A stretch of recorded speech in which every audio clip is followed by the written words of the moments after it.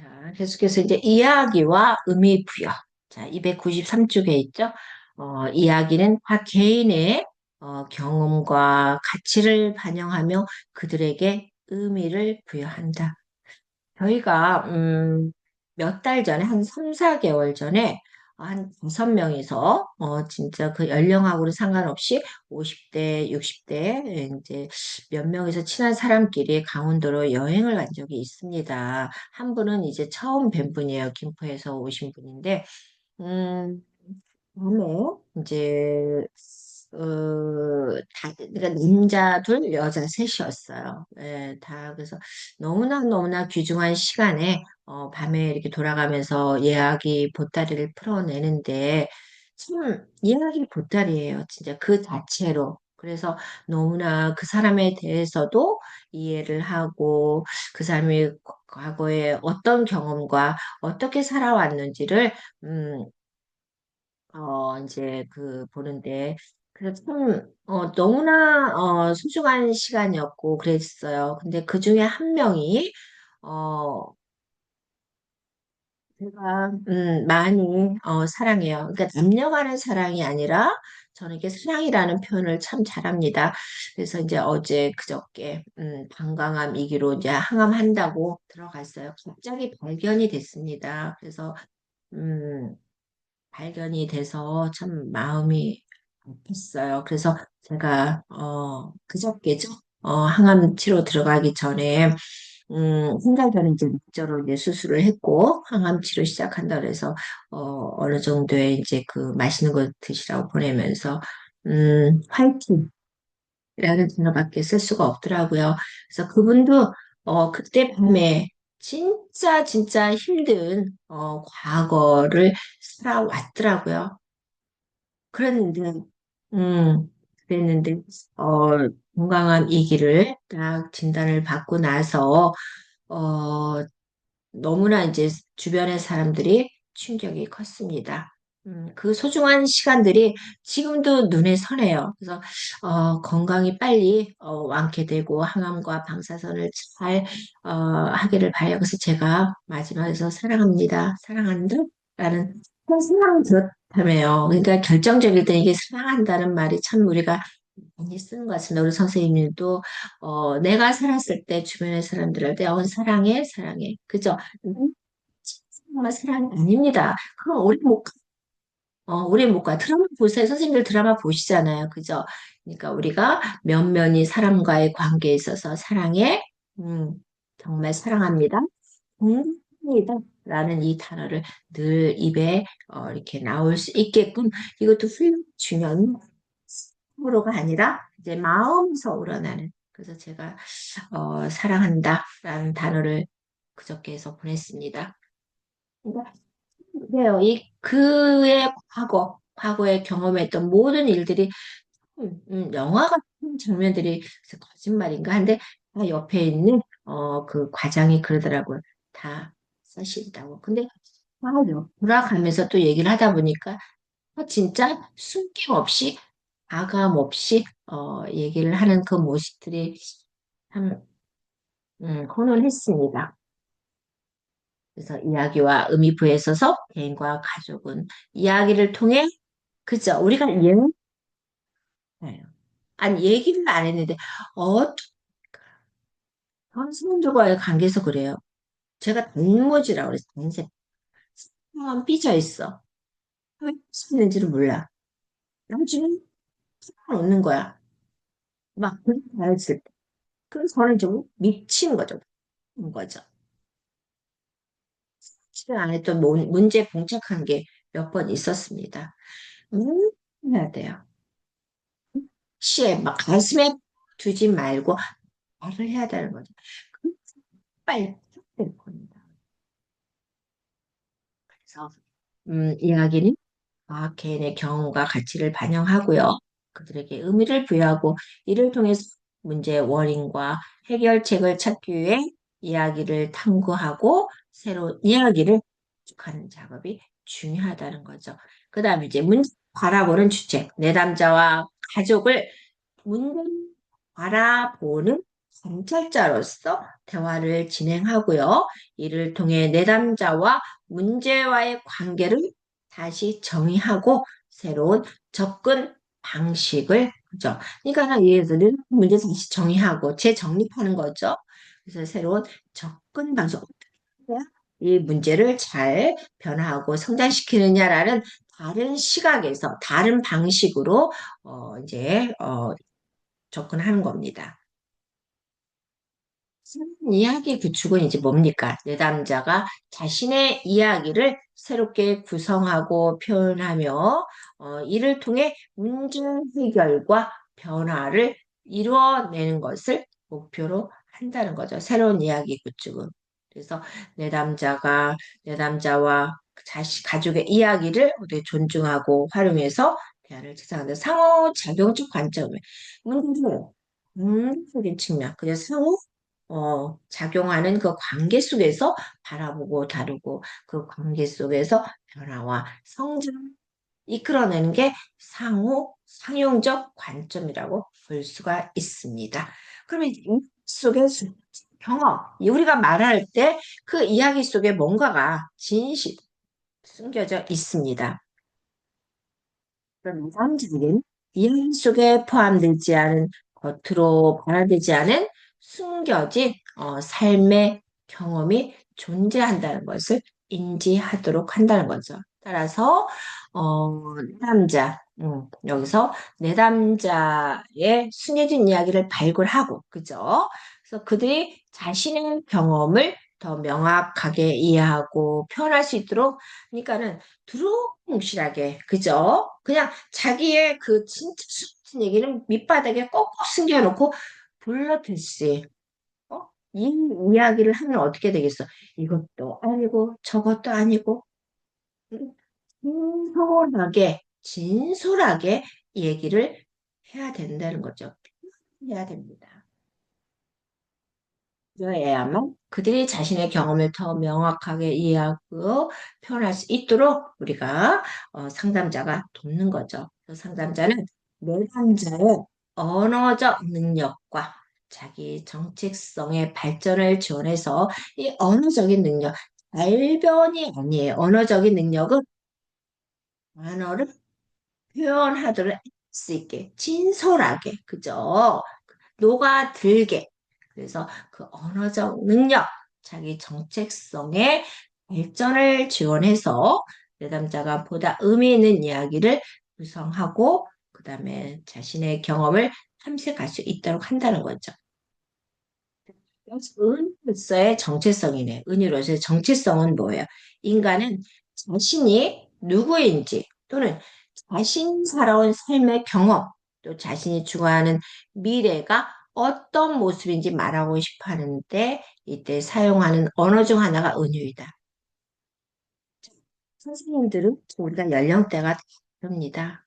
앞으로 지금 현재 혈의 나우가 아니라 퓨처, 인더 퓨처, 미래에 있어서 선생님들의 모습은 어떤 모습일 것 같아요? 제가 첫째 시간에 얘기했죠? 우리 그 58년째 병원을 운영하고 계신 구자은 원장님. 6, 70대가 나의 전성기였노라. 그죠? 내 전성기였노라는 그분의 베이스가 단단하게 다져져 있음으로써 그걸 활용해서 내가 6, 70년, 6, 70대에 더 전성기적인 삶을 살았다. 내 자유의지를 갖고 살다 보니 그게 건강한 삶이었더라. 그래서 분야에서 전문가적으로서 다져온 것보다 저는 우리 선생님 B반, C반, D반 선생님 몇몇이가 다 자신의 경험과 연륜 밑바탕이 그걸 토대로 해서, 그죠? 그걸 토대로 해서, 기본으로 해서 6, 70대에 좀 더 디벨로프, 그죠? 좀 더 업그레이드 된 그런 삶을 우리가 살고자 더 나아가서 80대에도, 그죠? 더 단단하게 살고자 지금 우리가 이렇게 공부하고, 앞을 나가고 있습니다. 저도 선생님들한테 고백하는데, 간혹가다 창가를 이렇게 보면요, 집에서. 아니면은 커피숍에 이제 혼자 있다가 이제 누군가를 기다릴 때, 나는 지금 뭐 하고 있지? 불안과 초조가 엄습할 때가 있어요. 음, 나는 5년 후에 어떤 모습으로 변해 있을까? 내가 사회복지사로 전문적인 사회복지사라고 얘기하지만 적인 성인학습자의 교수로서 여러분의 멘토로서 이렇게 강의는 하지만 나는 진짜 좋은 사람인가? 자격이 있는 사람인가? 이게 반문할 때가 많습니다. 그래서 앞으로 그저 여기서 인간은 자신이 누구인지 어떤 미래가 어떤 모습으로 이제 그려질 것인지 허상이 아니라 실제 상을 그려가는 우리가 되기를 바랍니다. 여기서 자신의 경험과 삶의 추억과 같은 개인과 가족의 진술에 있어서 더욱 언어의 은유적인 사용이 빈번하대요. 그래서 여기 나오죠. 은유는 뭐래요? 여기서는 은유란 자체가 아니라 식물 자체가 아니라 식물을 지칭 일종의 상징이죠. 그죠? 상징에 속하다. 언어를 통한 대화와 소통에 있어서 실물을 직접 지칭하는 경우는 드물고 대부분의 대화는 어떻다? 은유를 통해서 비유적으로 더 이제 표현되는 경우가 많다. 여기 밑에 보면은 은유는 일종의 지도와 같아요. 은유는 일종의 무슨 지도 같아요, 지금. 음. 지도가 필요한 정보만을 제공하고 실제 존재하는 모든 것을 표시하고 있지 않은 것처럼, 그죠? 인간의 정신 세계 또한 모든 경험과 기억을 담을 수, 뭐, 그죠? 당연히 모든 기억과 경험을 우리가 담을 수는 없다는 거죠. 따라서 은유를 통해서 개별적으로 편집된 기억을 만들어서 그러니까 우리가 경험과 기억을 다 저장을 할 수가 없습니다. 그래서 여기서 조각조각 편집된 기억만을 우리가 저장이 된다. 응? 집에서 자란 여기 나오죠. 카트집에서 자란 형제 자매들 사이에서도 다른 정체성을 갖게 된다. 저희 집안도 다섯 삼남 이녀였습니다. 삼남 이녀 중에 한 명, 59년생 돼지 오빠가 음, 벌써 7년째가 돼가네요. 59년 돼지가 벌써 하늘나라 간지 참, 오빠랑 나랑 참 사이가 너무나 좋았습니다. 근데 성격이 너무 달라요. 우리가 이 다섯 명들을 이렇게 보면은 가장 독특한 게 저 같아요. 저만 좀 약간 독특한 것 같아요. 다 비슷비슷하게 성향이 다 온유한데 착하고. 근데 저는 우리 이 출시들이 너무 싫은 게 뭐냐면요. 너무 착해. 바보들 같아. 그래서 저는 그게 싫었어요.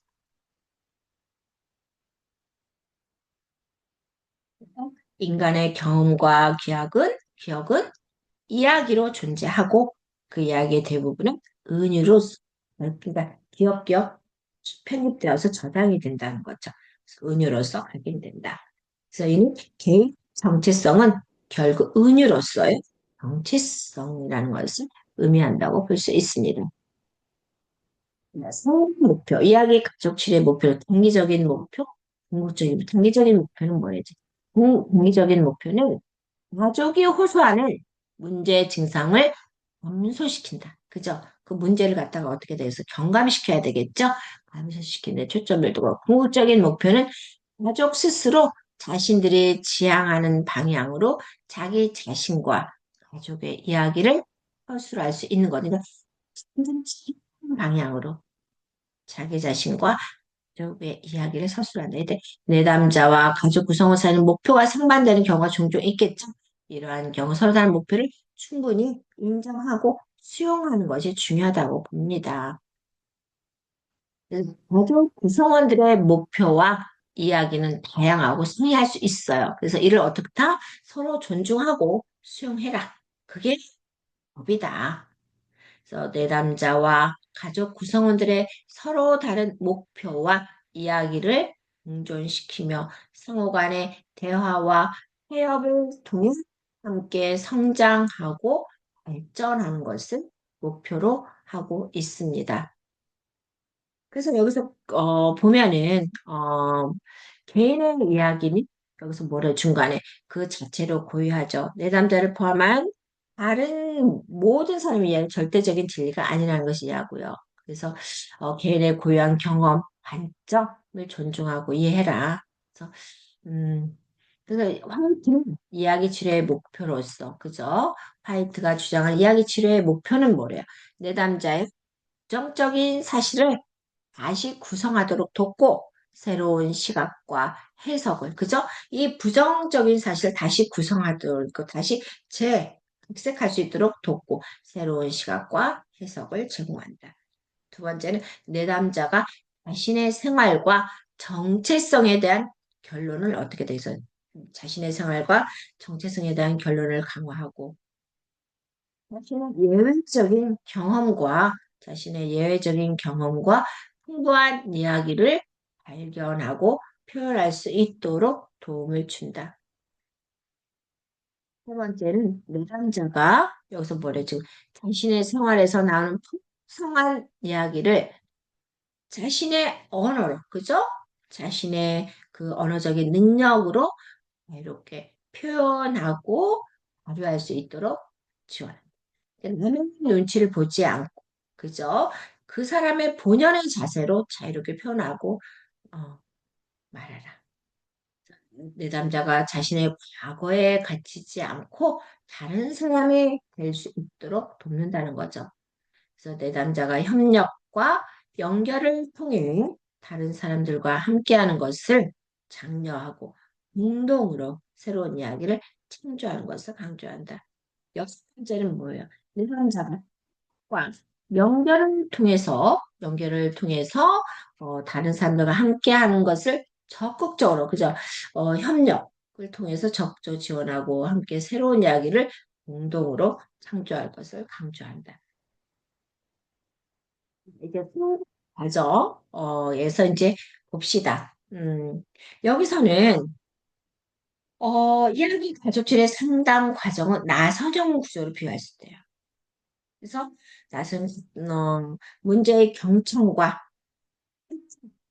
그 다음에 1단계는 문제의 경청과 해체, 두 번째는 독 결과에 그 다음에 대안적인 이야기 구축, 대안적 정체성 구축의 순서로 여기서는 진행이 되고 있습니다.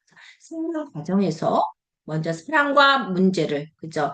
우리가 사람이 먼저지 그게 문제냐? 뭐 그런 말 많이 들어봤잖아요. 그죠? 먼저 사랑과 문제를 분리하고 그래서 문제의 내력과 문제를 둘러싼 사회적 맥락을 탐색하는. 예를 들어서 누가 지금 슈퍼에서 물건 하나 훔쳤어요. 그죠? 컵라면을 하나 훔쳤습니다. 그럼 어떻게 절도죄가 형성이 되는 거죠. 그래서 이 사람이 지금 컵라면을 훔쳤어요. 훔치는 사람과 그 컵라면의 훔친 자체 이게 문제입니다. 그래서 우리가 사람 일단 떼어서 사람을 보지 말고 일단 그 컵라면을 훔친 그 문제만 보자는 거죠. 그래서 문제의 내력과 왜 문제를 훔쳤는지 그리고 컵라면을 훔친 그 문제를 둘러싼 그 맥락을 우리가 한번 파헤쳐 보자는 겁니다. 내담자가 문제를 해결하기 위해 사용해온 방식과 문화적 관계의 관계를 인식할 수 있고요. 그 다음에 내담자가 사회적 관행에서 벗어나는 의지와 책임감을 확인하고 가족의 문제 해결 지식과 기술을 그죠? 그러니까 이게 지식과 기술이라는 단어가 참 많이 나와요. 그죠? 과학적인 우리가 자신만의 경험, 자신의 지식, 그죠? 그걸 토대로 우리가 상담을 하는 게 아니라 어떤 사회복지사로서의 전문적인 지식과 과학적인 지식과 기술을 토대로 해서 상담을. 그래서 여기서 이제 이 과정 새롭게 파악된 지식이 어떻게 사용되었는지 구체적인 사건이나 에피소드를 모으고 탐색한다. 그래서 내담자가 가족에 대해서 대안적인 정체성을 새롭게 구성할 수 있도록 변화하고 성장함으로써 새로운 정체성을 확보했다는 거죠. 그래서 대안적인 정체성을 새롭게 구성할 수 있도록 기회를 제공하고 이야기 가족 치료의 과정을 단계별로 간략히 정리하면 다음과 같다. 그래서 1단계는 문제의 1단계는 문제의 경청과 해체. 그래서 가족의 문제 이야기 경청. 그지 문제인 것 같다. 그죠? 가족의 문제에 잘 들어주는 겁니다. 그다음에 문제 외제와 문제 외 밖에서 무슨 문제가 있었는지, 그다음 문제 영향력 탐색, 문제가 끼친 그죠? 이 영향력 파급 효과가 어떤지 이제 영향력을 알아보는 거고, 그러면 이제 문제 영향력 평가에 있어서 그 문제가 끼친 영향력을 평가하는 거죠. 이 평가의 적당화, 예시. 내담자가 가족과 자꾸 싸우게 돼서 너무 힘들어요. 라고 말창된 그 문제를 가족 안의 싸움이라는 독립된 존재로 이제 본대요. 이걸 분리하는 거죠. 독립된 싸움이라는 단어를 여기 가족 안에서 싸움을 분리해서 이제 보는 거 이걸 외제한대. 그래서 상담자가 가족 사이 싸움이 얼마나 당신 삶에 영향을 주나요? 그랬더니 정말 스트레스가 많아서 잠도 잘 못 자겠어요. 그래서 상담자는 그래요. 그 문제 영향력을 탐색하고 평가하면서 이 싸움이 당신에게 얼마나 큰 부담인지 이해합니다. 하면서 그 싸움을 여기서는 이제 정당화 잘 얘기를 들으면서 이 지금 내담자 집안에서 지금 가족들이 살는데 내가 너무 힘들댔잖아. 하고 이야기를 듣고 여기서는 정당화하는 거죠. 결과의 해체. 여기서는 평가의 정당화. 독특한 결과의 영향력 탐색. 독특한 결과의 영향력 평가, 그 다음에 외제와 경청을 보겠습니다. 내담자, 꿈은, 매일 싸우는 가족들이 이제 그러는 거야. 어, 여기서는 위에서 그랬잖아. 1단계에서. 싸워서 너무 힘들어요. 근데 이제 2단계에서는,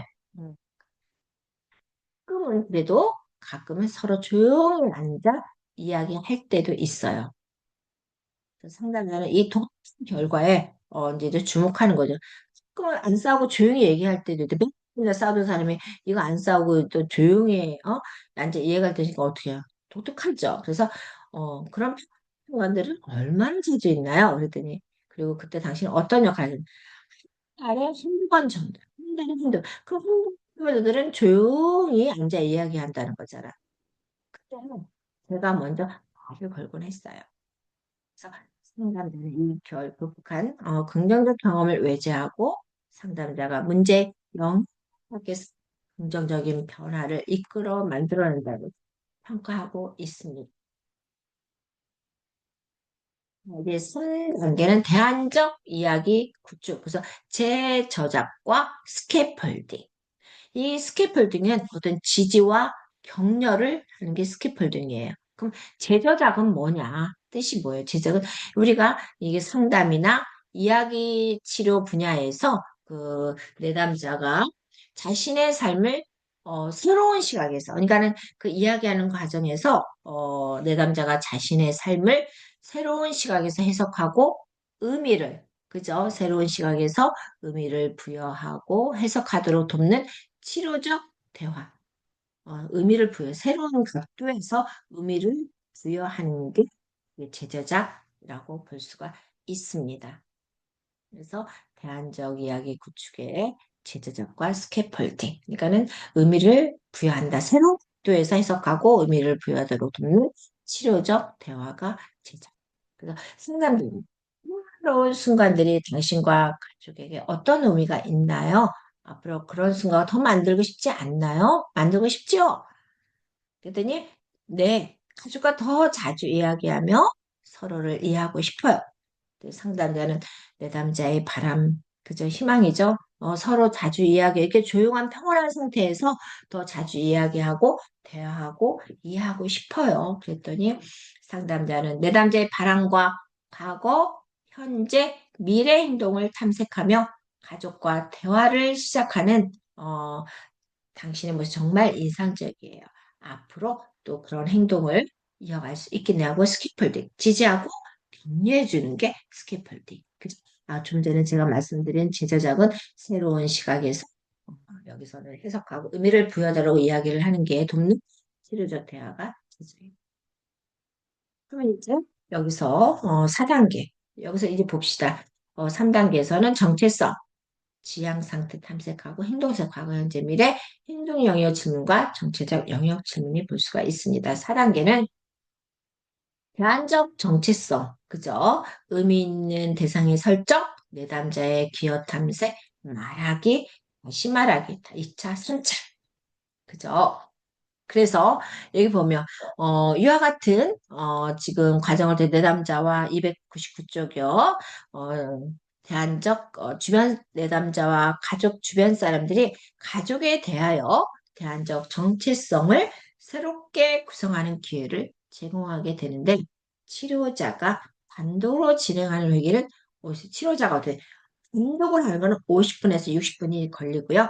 그러니까 외부 증인 집단을 활용한, 그러니까 증인이 어, 집단을 활용한 2시간 정도 써야 된다. 그래서 외부 증인은 뭐래 시간이 오래 걸리지만 우리가 본인의 내담자의 말만 있는 게 아니라 외부의 증인을 우리가 들을 겁니다. 그래서 더 큰 성과가 있으면 상담 회기를 시키는 효과가 있다는 거죠.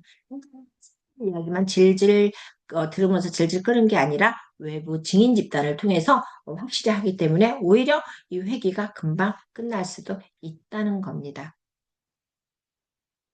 문제 외제화 이제 봅시다. 치료 기법에는 문제 외제화 그 다음에 또 뭐가 있어요? 그 다음에 독특한 결과 찾기, 대안적 이야기와 제저자, 그 다음에 네 번째는 빈약한 서술, 다섯 번째 회원 재구성 교과서에 지금 이렇게 나왔습니다. 일곱 번째는 인증을 위한 음성 활용. 그래서 문제 외제화는 이야기 가족 치료를 진행하는 치료자는 부담자와 가족을 문제로 보지 않고 어제 문제를 문제 본다 그랬죠. 그죠? 쪽을 문제를 보지 않고 문제 자체를 문제를 본다. 그래서 이를 문제의 외제화라. 그래서 가정의 직면한 문제를 이끌어내요. 표현화시키는 것입니다. 여기서 뭐라 그랬어요, 지금? 너는 자신감이 없는 것 같구나. 너의 그런 마음에 어떤 이름을 붙여줄 수 있을까? 자신감 스펀지요. 이것이 저의 자신감을 흡수해요. 그래서 문제 외제화를 볼 수 있고요. 그래서 이 접근법은 문제 외제화는 가족의 문제를 그들의 개인적인 정체성과 분리시켜서 이해하고 해결하는 것을 목표로 한대요. 그러니까 그 문제 가지고 있는 그들의 개인적인 정체성, 그죠? 분리시켜서 문제를 문제로 바라본다고 그랬습니다. 그래서 이러한 방법은 가족 구성원들의 공식적인 어, 삶을 경감시키고 보다 건강하고 긍정적인 가족 관계, 사회적 관계의 상황 조성에 도움을 준다. 그래서 이 문제 외자를 주로 질문 기법이 활용된다고 볼 수가 있습니다. 그래서 이 기법은 뭐래요? 지금 창의적 방식을 제공하고요. 문제에 대해 어려움 없이 이야기하고 표현할 수 있도록 도와줘야 하는데 이때 문제 이름은 내담자의 경험과 일치해야 된다는 거죠. 일치. 그죠? 내담자가 또한 능동적으로 참여하고 그래서 이걸 뭐라고 그래서 자신감 스펀지라고 그랬죠? 이는 과테말라에서 이거 선생님들 읽어보시고 과테말라에서 전해져 내려오는 마야 문명의 저들이 걱정 인형과 있습니다. 걱정 인형을 소유하고 있다면 이 인형이 자신의 걱정을 전달하는 거야. 이 걱정을 대신 이 인형한테 내가 내 걱정을 전달하는 거예요. 그래서 그 걱정 인형이 그 걱정을 대신 지니고 해결해 주는 거 걱정 인형과 자신감 스포츠와 이제 우리가 볼 수가 있습니다. 그래서 문제의 내재화 그죠? 문제의 내재화는 또 뭐래요? 그래서 지금 내담자가 내면에 가지고 있는 내담자에 가지고 있는 어떤 감정이나 갈등을 외부로 표현하지 않고 내면에 머무르게 되는 상황이 내재화라고 볼 수 있습니다. 그래서 여기서 보면은 이 외재화와 내재화와 외재화 301쪽의 중간에서 이 아이 가지고 가족과의 상호작용과 공동 작업에 의해서 외재화, 내재화가 이루어져야 되고 그래서 가족의 문제를 보다 명확하게 이해함으로써 해결할 수 있다는 겁니다. 그래서 이제 치료 기법 이걸 좀 봅시다. 문제의 영향력 탐색과 평가를 위해서 문제를 외부에 표현하는 그것은 어떤 모습일까요? 문제를 상징하는 색깔, 모양, 이미지는 무엇일까요? 문제의 크기나 무게를 상상해 보면 어떤 느낌이 들까요? 문제를 그리는 어떤 요소가 포함되어 색깔로 문제와 당신의 관계에서 중요한 캐릭터는 누구일까요? 그 캐릭터는 뭘까요? 문제가 무엇인지 외부에 표현할 수 있는 물건이 있다면 그것은 뭐 상징화돼서 나오는 겁니다. 그래서 우리 어떤 식으로 당신이 가족들과 멀어지게 했나요? 언제 하는 녀석의 아버지와 당신 사이를 갈란 언제? 중이 때? 아니면 고등학교 때 초등 이 문제와 당신이 처음 만난 것은 이 우울이나 갈등이 처음 당신과 접한 것 언제인가요? 자, 이 독특한 결과 찾기. 많은 독특한 결과가 내담자로 하여금 변화 가능하다는 생각게 하고 새로운 삶의 새로운 견해를 그죠? 많은 독특한 결과 내담자로 하여금 변화할 수 있다는 거죠. 변화할 수가 있습니다. 그래서 새로운 삶의 새로운 견해를 제공한다. 그래서 이제 보면은 독특한 결과는 어떻다. 지금 여기 나와 있죠. 독특한 결과는 과거나 맨 밑에 300이죠. 맨 과거나 현재 발견되는 경우도 많지만 미래를 가정할 수도 있다. 그래서 많은 독특한 결과가 내담자로 알고 여기 지금 나와 있습니다. 새로운 견해를 제공한다. 이야기와 제저자, 가족들의 삶의 이야기를 다시 쓰는 작업을 뭐라고 그래서 재저작이라고 해서 새로운 시각에서 새로운 모습으로 우리가 이야기를 풀어내는 거를 재저작이라고 좀 전에 말씀드렸습니다. 그러니까 다시 쓰는 작업, 새로운 시각으로 바라보는 걸 재저작. 이 작업은 독특한 결과로부터 출발하고요. 독특한 결과를 통한 내담자가 새로운 이야기를 창작합니다. 당신이 두려움에 맞을 수 있다는 것을 남편이 알게 되면 당신과의 관계에 영향을 미치게 되나요? 당신을 덜 지우는 그 마음이 어떠하실까요? 구조원의 문제를 설명하거나 해석하는 것보다 그들의 이야기를 적절하게 표현하는 것을 집중하는 것. 가지 설명하거나 해석하는 것보다 그 이야기를 적절하게 표현하는데 집중하는데 접근한다. 그래서 치료자는 말하는 사람의 언어, 이야기에서 힌트나 여기서는 단서를 찾아내는 겁니다. 그들의 이야기를 더 풍부하게 만들어주는 역할. 거기서 힌트나 단서를 찾아내서 더 이야기를 풍성하게 만들어주는 역할. 재구사 리멤버링. 한때 삶에 있어서 소속감을 활용하여 자신의 개인력에서 중요한 인물과의 관계를 중요한 정체성과 연결시켜요. 그래서 당신에서 당신의 가장 관심을 가진 사람이 누구인가요? 그 사람은 당신은 관심을 보여줬나요? 그분이 당신에게 관심을 보여준 이유는 무엇이라고 생각하시나요? 네, 그 사람과 중요한 인물과의 중요한 정체성을 여기서 연결시키게 회원 제구성. 어떤 역할을 했느냐, 그 사람이. 정의 예식, 외부 증인으로 증인 집단을 우리가 선발을 하게 되면은 금방 치료가 끝난다고 그랬죠. 정의 예식. 그래서 외부 증인으로 선발된 사람 앞에서 내담자 본인의 삶에 대해 이야기한 후 재현해보고, 그죠? 본인의 그 증인들 앞에서 내 삶에 대해서 이야기도 해보고, 외부 증인 이 내담자의 이야기를 듣고 그 인식의 특정한 시와 다시 말하기로 응답한다는 거죠. 그러니까 청중의 교대로 이런 구조입니다. 이거는 롤플레이도 하는 거야. 이 정의 예식은 롤플레이에서 말하기, 다시 말하기, 그 다음에 다시 말하기에 대한 다시 말하기, 그죠? 그 다음에 위에서 말한 내담자의 다시 말하기를 듣고 또 말하고. 그러니까 어떻게 돼? 말한 걸 갖다 다시 또 증인이 말하고. 그래서 또 응답해주고. 그래서 청중이 교대로 돌아가면서 응답을 해주는 겁니다. 이게 정의 인식입니다. 이 스승은 의식하는 거죠, 지금. 어, 내부 증인이면 뭐, 네다섯 사람이 있다. 그러면 한 사람한테 하고, 한 사람이 또 얘기 들어주고, 또 들어주고. 그러니까 외부 증인, 내담자 외부 증인. 그러면 이제 외부 증인 과정은 가족 구성원들이 서로 존중하고 이해하는 데 도움이 되고 공동체의 정체성과 유대감을 강화시키는 데 기여한다. 따라서 구성원들은 고유와 정체성을 발견하고 가족 공동체의 가치와 생명력을 더욱 의식하게 된다는 거죠.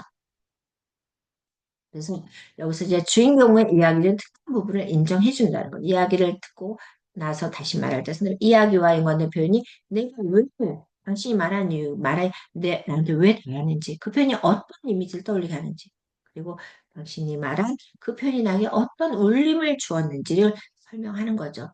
이때 스스로 이야기를 강요하지 않고 타인의 삶에 대한 의견을 주고 설명, 일상적인 반응을 하지 않는다. 여기서는 키포인트를 지금 내담자가 이야기하는 그 과정이, 현장이 중요한 겁니다. 네. 문서 활용. 치료자는 가족의 변화를 촉진하기 위해서 다양한 형태의 문서와 글쓰기를 치료 과정에 활용합니다. 그죠? 문서와 글쓰기에서 이는 문제에 굴복하지 않고 성취는 부분을 인정하고 개인의 스토리에 대한 긍정적인 이야기를 강조하기 위한 목적으로 사용되는 거죠. 자, 우리가 이제 릴러티브, 그죠? 우리가 사람마다 경험치가 있다고 봅니다. 그래서 이야기 가족 상담 및 치료 여기 12장에서 우리의 모습인 것 같아요. 각자 저마다의 사연과 경험과 그죠?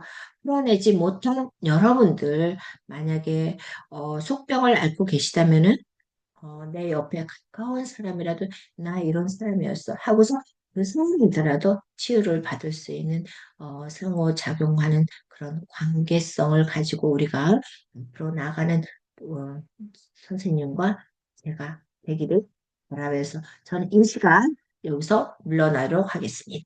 다음 주에 뵙겠습니다.